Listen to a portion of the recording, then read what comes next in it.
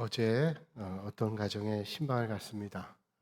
보통 요즘에 신방 가면 식사 대접을 하면 거의 식당에서 하죠. 뭐 요즘 바쁜 생활이고 이제 문화가 다 그냥 밖에서 대접하는 그런 문화인데 그 가정은 특별히 집에서 준비하셨어요. 얼마나 힘드셨을까 그런 생각하면서 참 미안하기도 하고 고맙기도 하고 그런 생각이 들었습니다. 식사를 잘하고 났는데 권사님께서 후식은 뭘 드시겠나 그렇게 얘기를 해요. 그래서 후식은 뭘 먹으면 좋을까요? 그랬더니 메뉴판을 착 펼쳐주는 겁니다. 저렇게. 메뉴판을 보니까 아이스 아메리카노, 맥심, 그리고 따뜻한 오미자, 차가운 오미자, 콤부차, 따뜻한 매실차, 차가운 매실차 그렇게 나왔습니다. 그래서 뭘 드시냐? 그러면 후식은 아마 주문해서 먹는가 보죠. 그랬더니 아닙니다. 다 준비됐습니다. 메뉴판까지도. 제가 놀랐어요. 난 여태까지 신방 다녀서 식사는 많이 해봤지만 메뉴판까지 준비한 후식집은 처음입니다. 제가 이 집에 또 먹으려면 어떻게 해야 되나요? 그렇게 생각했는데 아, 목회를 하다 보면 참 귀한 성도님들의 사랑을 많이 받습니다. 주님을 사랑하는 마음으로 섬기는 모습을 뵙고 참 감사하고 그런 마음을 참 가질 때가 많아요. 제가 어릴 때 신방에 관해서 들었던 목사님의 설교 말씀이 떠올랐습니다. 서울에서 영등포에서 목회하셨는데 이제 나중에 제가 섬기던 교회 오셨는데 젊은 시절 목회할 때 경험을 설교 중에 말씀하신 것을 오랫동안 기억합니다. 영등포에서 목회하셨는데 한 번은 봉천동에 있는 어려운 가정에 신방을 가시게 됐답니다. 어려운 가정에서 차 한잔 대접하기도 참 힘들고요. 그 옛날에는 커피 대접하는 게 귀한 일이었기 때문에 커피 대접하는 게 다반사였습니다. 그래서 한번 대신만 하면 커피를 뭐 여러 잔을 마시고 와야 될 때도 있었다 그러죠.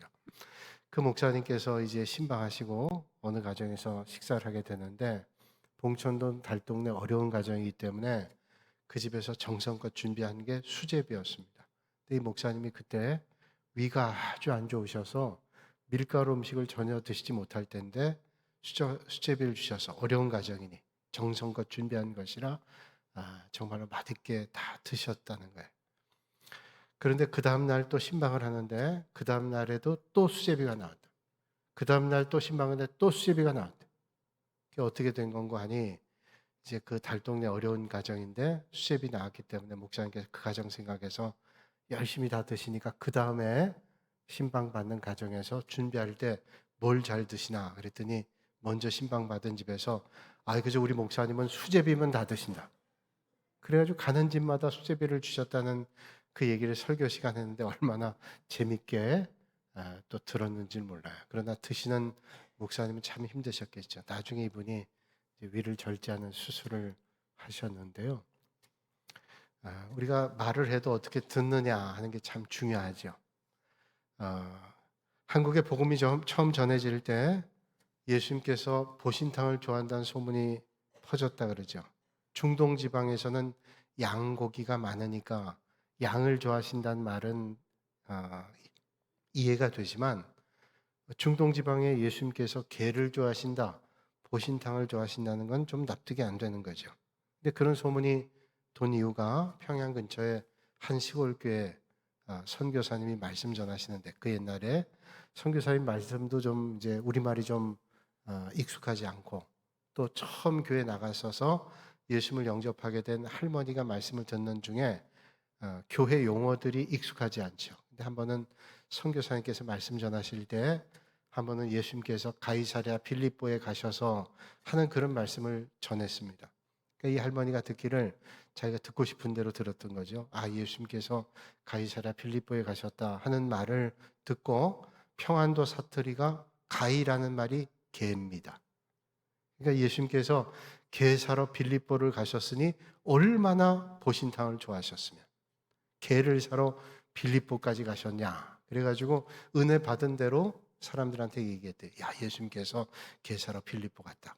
그래서 예수님께서 개를 좋아하셨다라고 하는 얘기가 퍼졌다는 거죠. 참 우스운 얘기지만 뭘 얘기하는가 하면 우리가 말을 해도 잘못 들으면 안 된다는 거예요. 잘 들어야 되죠. 제논이라는 철학자는 말하기를 하나님께서 우리에게 귀를 둘 주고 입을 하나 준 것은 말하는 것보다 듣는 것을 배로 더 해야 된다. 잘 들어야 된다. 그런 말이죠. 우리가 잘 알고 있는 얘기입니다. 말하는 것도 중요하지만 잘 듣는 거 중요하죠. 잘 듣고 잘 말하는 것이 중요합니다. 그러니까 말하는 것도 중요하지만 듣는 건 더 중요하다는 거예요. 우리나라 예전부터 부자였던 사람이 있죠. 바로 이병철이라는 사람입니다. 우리가 어릴 때는 그냥 그렇게 얘기했죠. 돈병철이다. 그렇게 이병철. 그 아들 셋째 아들이 이건희 회장, 세상 떠났지만 이건희 회장에 대한 책이 얼마 전에 여러 해 전에 나왔는데 베스트셀러 제목이 이건희입니다. 이병철 회장이 셋째 아들 이건희에게 사업을 물려주면서 두 개의 선물을 주었다 그러죠. 하나는 경청이라고 하는 한자가 쓰여져 있는 휘호와 또 하나는 목계, 그 나무로 만든 닭을 선물로 줬습니다. 그래서 앞으로 경영 방침을 이걸 꼭 명심해서 해라. 경청 잘 듣고 사람들의 말을 잘 듣고 판단하고 그리고 목계처럼 그렇게 기업을 일궈야 된다. 이병철 회장이 준 걸 잘 가슴에 담고 사람들의 말을 잘 들었어요. 정보도 잘 듣고 그래서 분별해가지고 기업을 잘 일궜죠. 그 목계라는 건 뭘까요? 우리는 목계를 알죠. 나무로 만든 닭인데 장자의 그 달생이라고 하는 편에 나오는 우화입니다. 한 번은 주나라의 선왕이 닭싸움을 아주 좋아하는데 이 주나라 선왕이 그 당시에 싸움닭을 잘 키우는 기성자에게 불러서 명령을 하죠.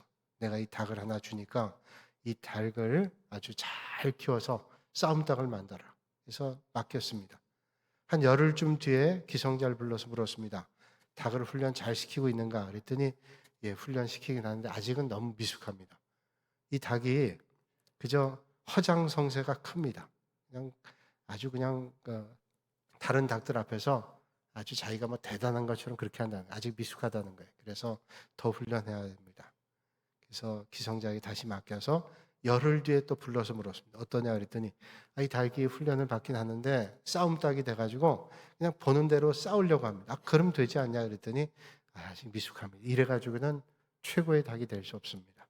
그래서 10일 더 맡겼습니다.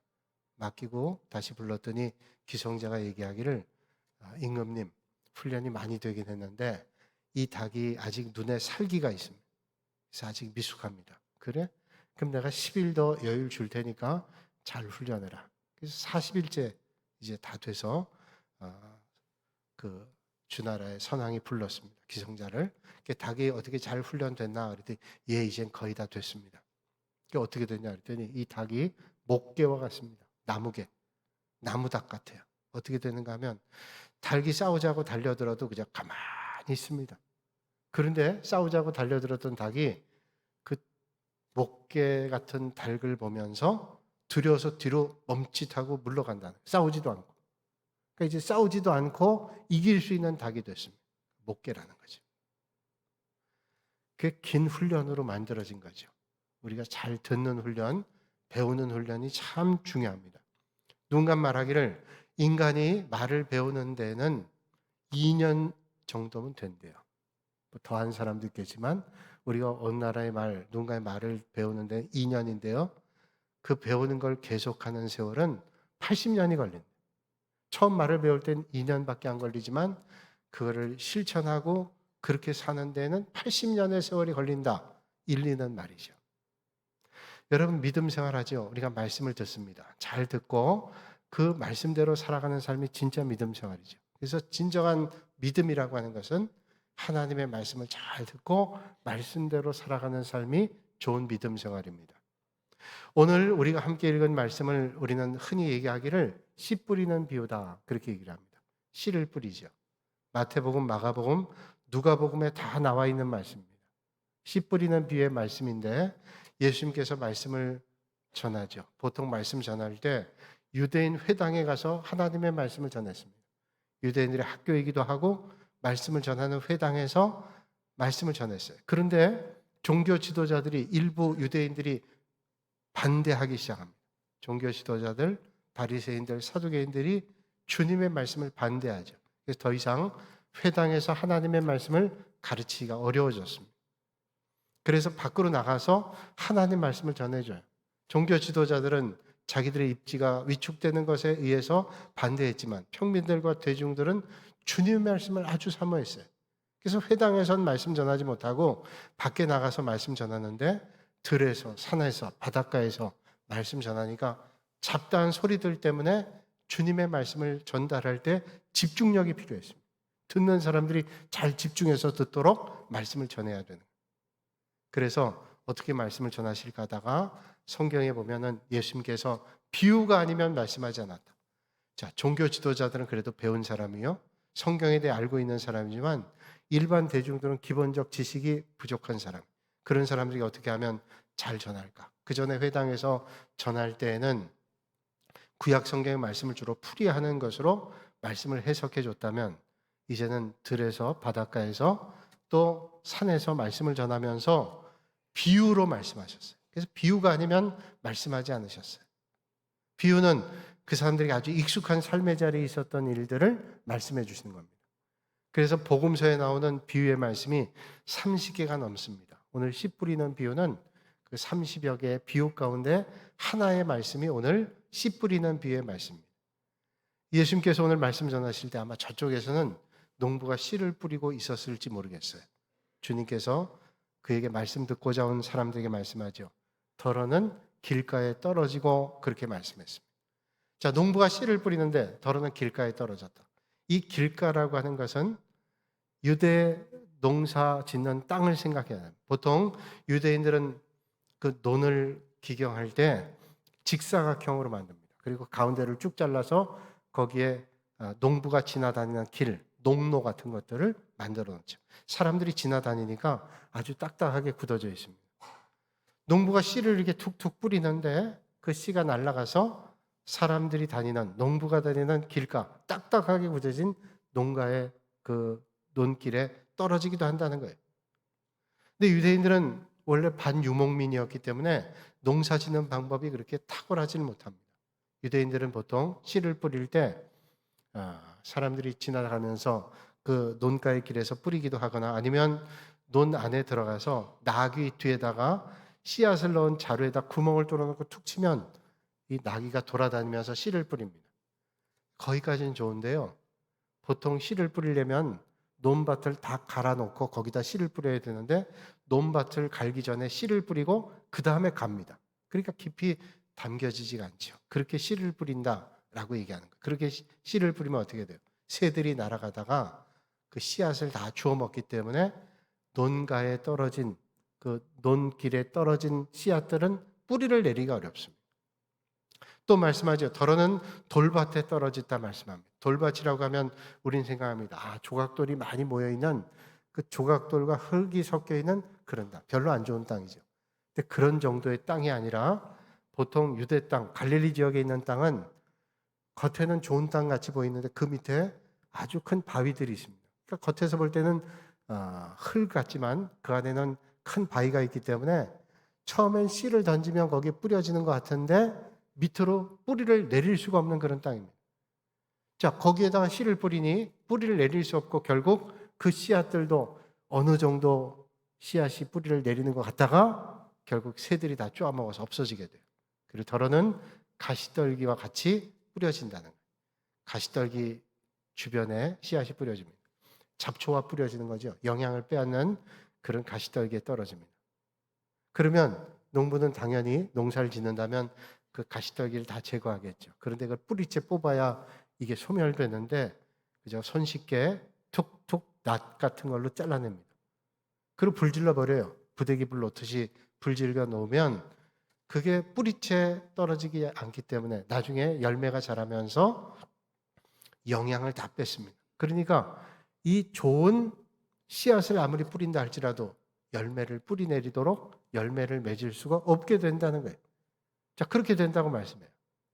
자, 그런 상황에도 마지막 말씀하기 더러는 좋은 땅에 씨가 떨어져서 30배나 60배나 100배 열매를 맺는다 그렇게 말씀합니다. 여러분 아무리 좋지 않은 조건에도 좋은 씨가 땅에 떨어져 열매를 맺어요. 그래요.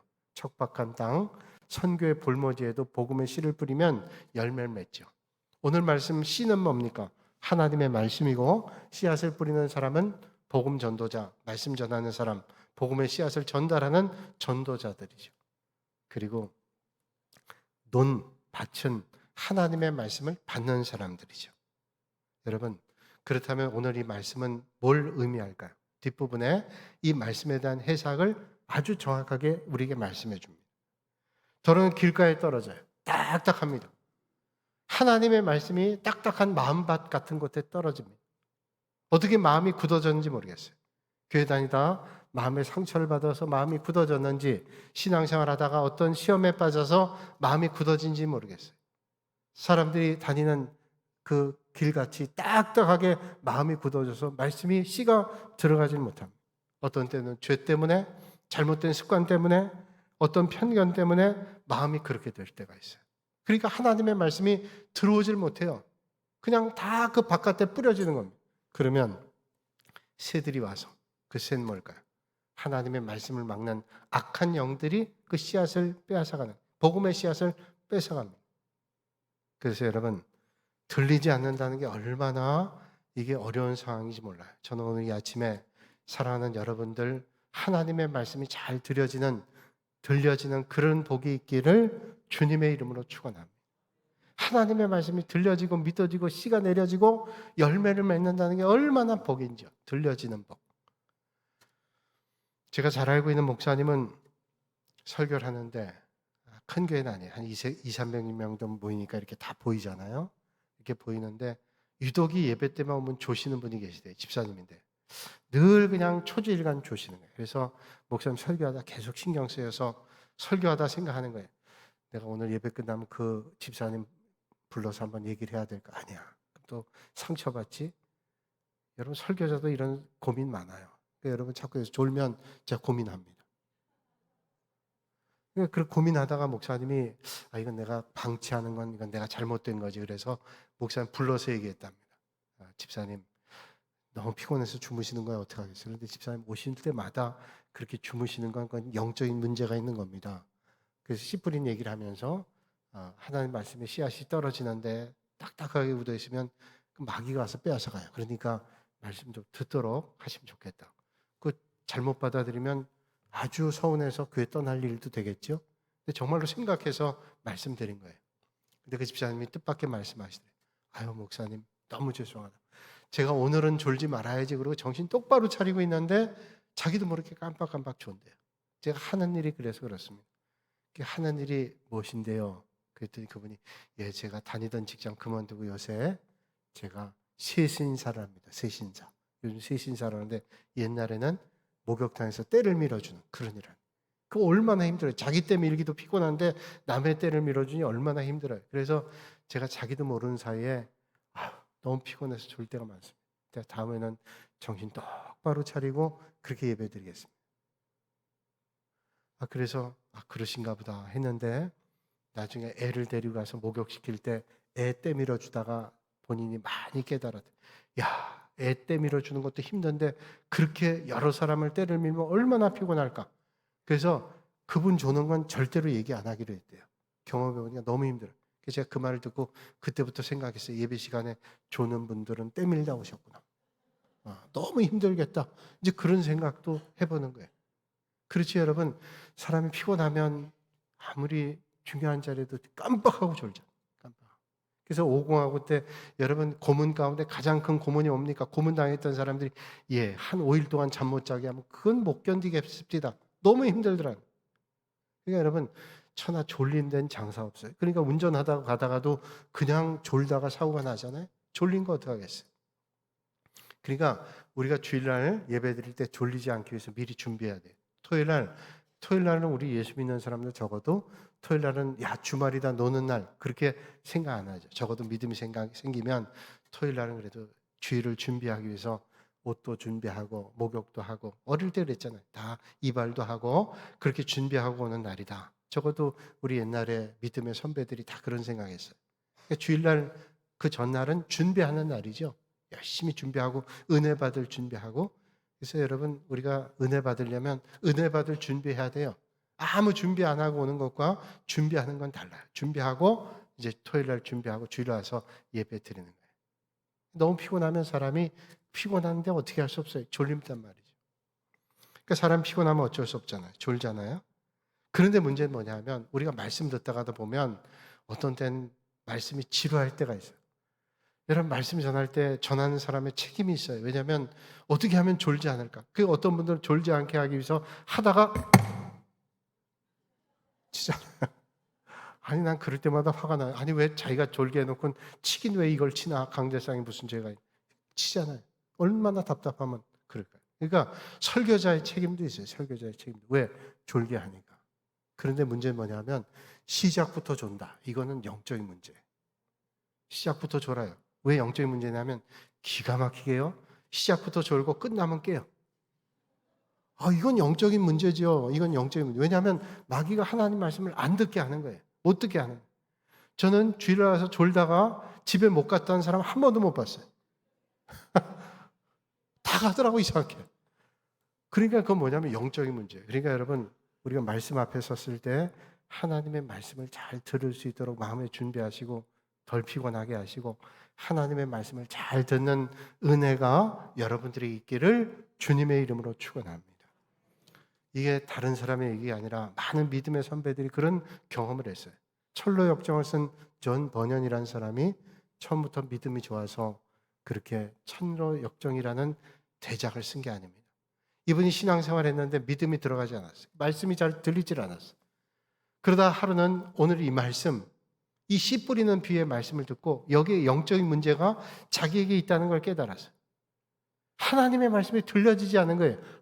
이게 마귀가 그 복음의 씨앗을 자꾸만 빼앗아 가는구나. 내 마음이 돌 같고 가시덤불 같고 그리고 길가와 같구나 하는 사실을 깨달은 거예요.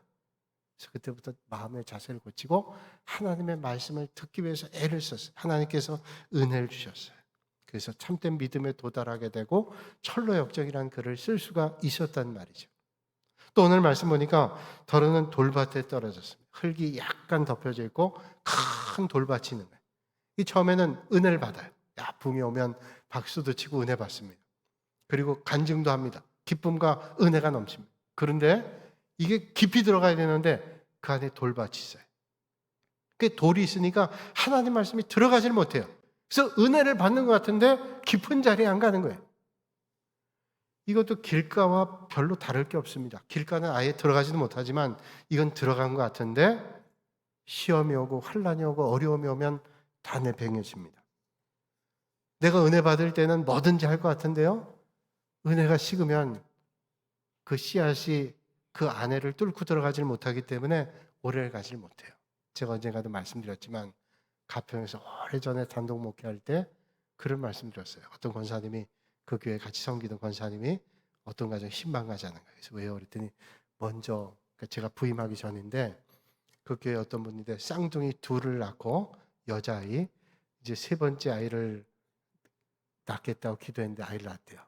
그래서 기도를 했는데 이번에 아들을 주시면 교회 피아노를 사놓기로 했대요. 그래서 먼저 계시던 목사님들 교우들이 열심히 기도했는데 그냥 세 번째 낳아야 되는데 딸 쌍둥이를 또 낳대. 그 다음부터 교회 발 딱 끊었답니다.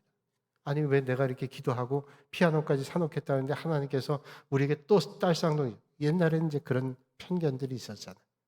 그래서 상처받은 집안이니까 한번 신방 가더라고. 신방 갔더니요. 사람이 분명히 안에 있는데 교회에서 왔다 그러니까 얼른 뒷문으로 나가 도망가더라고. 그건 뭐예요? 돌박 같은 마음. 처음에 만약에 하나님 은혜 주시면 막 은혜도 받고 그래요. 그런데 그걸 뚫고 들어가질 않아요. 그러니까 깊이 뿌리를 못 내려요. 기쁨으로 말씀 받기도 하고 그런데 어느 날 보면 그 믿음이 다 사라졌어요. 아주 사소한 것 때문에 믿음을 잃을 때 있어요. 그래서 여러분 우리가 믿음 생활하다 보면요. 그럴 때 있습니다. 뭐 대단한 일 때문에 상처받거나 아프지 않아요. 말 한마디 때문에 또는 사소한 일 때문에 그때 여러분 절대로 시험에 들면 안 돼요. 마귀는요 아주 작은 것도 우리를 시험을 줘가지고 갈등하게 하기 때문에 그때 우리는 그렇게 받아들이면 안 돼요. 이게 시험이 오는구나. 그렇게 생각하면 안 되겠다. 여러분, 혹 누가 상처를 주겠다 그래도요, 상처 안 받으면 돼요. 오히려 하나님 바라보고 주님은 십자가도 지셨는데 그런 마음으로 이겨내야 돼요. 그래야 돌밭을 뚫고 씨앗이 뿌리를 내리는 거예요. 여러분, 참된 신앙은 어디에서 빛이 나요? 진짜와 가짜는 언제 드러납니까? 어려운 환경에서 진짜와 가짜가 드러나는 거예요. 평소에는 하나도 구별이 안 됩니다. 진짜인지 가짜인지. 여러분, 물건도 명품과 가품이 어떻게 구별이 됩니까? 어려운 환경, 아주 열악한 환경에서 진짜와 가짜가 드러나요. 믿음도 마찬가지예요. 믿음도 좋은 환경에서는 믿음이 좋은지 나쁜지 모릅니다. 그런데 어려움이 오고 환난이 오고 역경이 오고 그럴 때 이 믿음이 진짜인지가 드러나는 거예요. 그래서 여러분, 우리가 그 돌밭을 뚫는 믿음을 가져야 되죠. 중국의 모택동 때 그 문화혁명이 일어났을 때 중국에 있는 선교사님들 다 내쫓았어요. 요즘과 똑같아요. 지금 중국의 선교사님들이 다 쫓겨나왔습니다. 그 모택동 때 문화혁명으로 선교사님들 다 쫓겨나갈 때 이제 마지막 남은 선교사님, 서양 선교사님이 중국에서 제자훈련도 하고 말씀 전해서 교육자가 된 사람들이 몇 있었어요. 그래서 이 선교사님이 떠나면서 너무 안타까워서 그 교육자가 되고 제자훈련했던 목사님, 중국 목사님 불러서 얘기를 합니다. 앞으로 비바람이 치고 환란이 치고 피바람 치는 그런 환란이 올 텐데 잘 이겨낼 수 있겠소? 목사님은 중국 목사님에게 선교사님이 얘기하는 거예요. 이 역경을 잘 이겨야 복음의 씨앗이 뿌리를 낼 텐데 하고 걱정스럽게 얘기를 했습니다. 그 얘기를 가만히 듣고 있던 중국 선교사님이 한참을 듣더니 지금 선교사님과 목사님 앞에 있는 그 찻잔에 뜨거운 물에 있는 티백을 이렇게 건져서 빼놓습니다. 그러면서 선교사님에게 중국 목사님이 얘기하는 거예요. 목사님, 여기 아주 뜨거운 차가 있는데 이 뜨거운 차에 티백을 넣었을 때 티백이 어때요?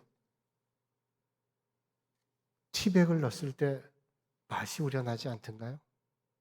뜨거운 물에 티백을 넣으면 오히려 진액이 우러나지. 그렇잖아요. 찬물보다. 이 중국 목사님이 얘기하더라고요. 목사님, 아무리 환란이 뜨겁게 우리에게 다가와도 티백이 들어가서 진액을 우려내는 것처럼 아마 이 환란이 우리에게 진액을 우려내게 해서 복음의 열매가 더 열매 맺게 될 거예요. 그러니 선교사님 절대로 걱정하지 마세요. 그런 얘기를 해요. 여러분, 그래요. 진짜 믿음은 환란과 핍박과 어려움에 엑기스가 나오는 거예요. 여러분, 진짜 신앙은 역경을 이겨내는 거예요. 돌짝밭 뚫고 뿌리를 내리면 더 큰 열매를 맺는 거예요. 그리고 오늘도 말씀하죠. 가시떨기와 함께 씨앗을 뿌리는 거예요. 여러분, 가시밭에도 씨앗이 심겨집니다. 뿌리를 내요. 그런데 가지와 열매를 맺질 못해요. 왜? 뿌리 내렸는데 영양분을 다 뺏겨가지고 열매를 못 내는 거예요. 그럼 뭘까요? 믿음 생활하면서 뿌리도 내렸어요. 그런데 세상 일에 바쁜 거예요. 가시떨기하고 같이 하라. 세상 일과 주님의 일 너무 분주한 거예요. 주님의 일은 세상 일에 쫓겨가지고 할 틈이 없어요. 뭐 하자 그러면 아유, 내가 이거 바빠요. 주님 몸 댕겨 섬길 일도 없습니다. 예배 드릴 시간도 없어요. 바빠요. 여기저기 동분서주 하느라고 세상 일에 너무너무 혼동스러워서 주님 일이 먼저가 안 돼요. 먼저는커녕 주님 일은 해야 되는데 하다가 세월 다 보내는 거예요. 세상 것과 같이 있을 때 우린 바쁘기만 하지 정말로 중요한 거 못해요. 그래서 세상 염려, 재리 유혹, 말씀에 막혀서 결실 못하는 거예요. 그런데 여러분, 놀라운 것은 그런 상황 가운데도 씨앗들이 좋은 땅에 뿌려진다는 거예요. 아무리 돌밭 길가 그리고 가시떨기 같은 상황이 있다 할지라도 때로는 그 씨앗들이 좋은 땅에 뿌려져서 열매를 맺는데 어떤 열매는 30배, 어떤 배는 60배, 어떤 열매 씨앗은 100배의 열매를 맺는 거예요. 여러분, 오늘 여러분은 어떤 마음밭인가요? 하나님 주시는 옥토와 같은 마음밭이라 하나님 말씀에 씨앗이 뿌려져서 30배, 60배, 100배의 열매를 맺기를 주님의 이름으로 축원합니다. 그러면 좋은 땅이라면 바람과 풍파와 태풍을 만나지 않을까요? 만납니다. 여러분, 씨앗이 뿌려졌다고 당장 열매 맺지 않아요. 돌밭에도 가시밭에도 길가에도 옥토에도 다 뿌려져요. 당장은 몰라요. 그런데 시간이 가면서 뿌리를 내리는 것과 새가 와서 쪼아먹는 것과 차이가 있어요. 여러분, 옥토에 뿌려져도 당장 열매 맺지 않습니다. 바람 많은 계절을 보내고 결실의 때가 될 때 맛있는 열매를 내는 것입니다. 좋은 땅이라도 때로는 어려움을 만나기도 하고 큰 비바람을 겪기도 합니다. 그러나 그걸 잘 극복할 때 열매를 맺게 되는 거예요. 그래서 우리는 믿음의 인내를 가지고 소망 가지고 하나님의 역사하심을 기대하고 믿음의 길 경주하는 거예요. 믿음 생활 그런 거죠. 그런데 여러분, 그런 믿음의 길 걸으시는 여러분들이 되시기를 주님의 이름으로 축원합니다. 좋은 믿음은 뭐예요? 하나님 말씀을 잘 듣는 겁니다. 잘 듣는 것은 귀로만 듣는 게 아니라 마음으로 듣는 거예요. 그래서 하나님이 말씀하신 뜻이 뭘까? 그 말씀을 잘 듣고 내가 적용하는 거예요. 말을 하는 데는 2년밖에 안 걸리지만 그 말대로 배워서 살아가는 것은 80년 걸린다. 그런 믿음의 길을 계속 경주하는 거예요. 그러면 때가 되면 30배, 60배, 100배 열매를 맺습니다. 오늘 이 아침에 여러분들의 마음밭은 어떠신지요? 만약에 내가 정말로 길가 같다면 주님, 내 마음을 부드럽게 해주십시오. 하나님 말씀이 담겨지도록 기도하시고, 내 마음이 흙이 아픈 돌밭과 같다면 하나님 성령의 은혜로 내 깊이 구멍을 내서 뚫어주셔서 하나님의 말씀의 씨앗이 뿌리를 내리게 해달라. 가시떨기 때문에, 세상의 염려 때문에, 세상의 분주함 때문에 하나님의 말씀의 씨앗이 들어가지 못한다면 주님, 성령의 불로 잡다한 것들을 다 태워주시고 주님께 집중하게 해달라. 그래서 옥토와 같은 마음밭 되어서 30배, 60배, 100배의 열매를 맺으시는 여러분들이 모두가 되시기를 주님의 이름으로 축원합니다. 거룩하신 아버지 하나님, 오늘 이 아침에 저희를 주님 전으로 불러주시고 또 함께 주님 기뻐하시는 믿음의 자리로 나갈 수 있도록 은혜 주시니 감사합니다. 우리의 마음밭이 옥토와 같아서 하나님 말씀이 떨어져 우리의 마음속 깊이 뿌리 내리고 가지를 치고 열매를 맺는 그런 믿음의 자리가 되게 하여 주시옵소서. 모든 것 주님께 의탁드리며 예수님의 이름으로 기도하옵나이다. 아멘.